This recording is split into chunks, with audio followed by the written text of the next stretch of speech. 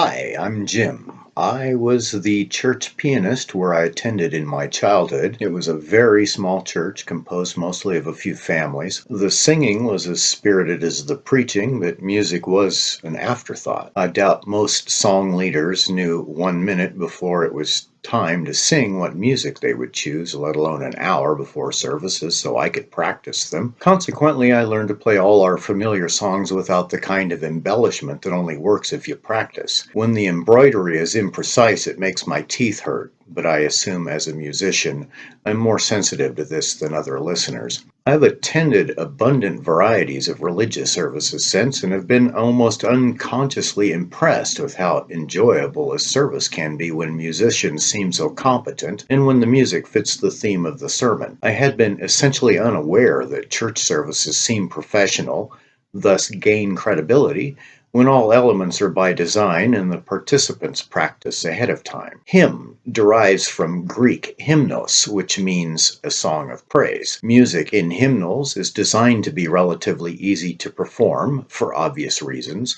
Nearly any congregation can find a musician or grow their own, like me, with the requisite skills.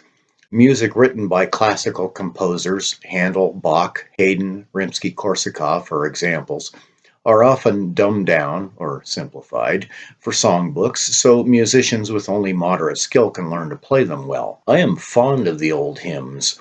Their lyrics are rich, expressive, and poetic.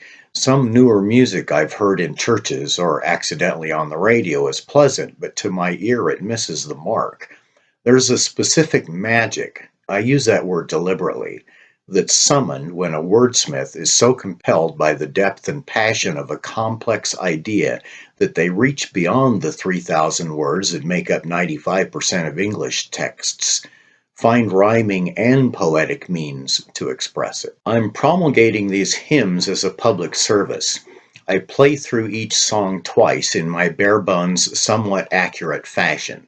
Since each piece is a discrete video, you can easily restart to sing more than two verses. I'm recording in a bedroom, not a studio. My piano is the cheapest electric on Amazon. Each video displays the musical notation and lyrics so you can sing along or learn to sing along as appropriate. I have distinct groups of people in mind who I hope will find this playlist useful. Unmet friends in India who I know are praying for me. Families of Jesus people transplanted from Ukraine I tried to bond with for a minute. Older churchgoers in English-speaking countries miss these familiar songs. Since I probably know different songs than you do, you might find new to you but worthy music here.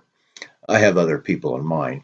However, given the new COVID economy, many more shut-ins might appreciate this music. I'll be motivated to post more if Google Analytics tells me people are watching. I have more in pre-production now, waiting to see if this is deemed worthy. So please share abundantly if you find value here, and I'll give you more. A warning to those sensitive or unfamiliar with Christian belief. Jesus' blood is an essential element to this belief system. It comes up often in many older gospel songs, less, I think, than I have heard on what's labeled Christian radio.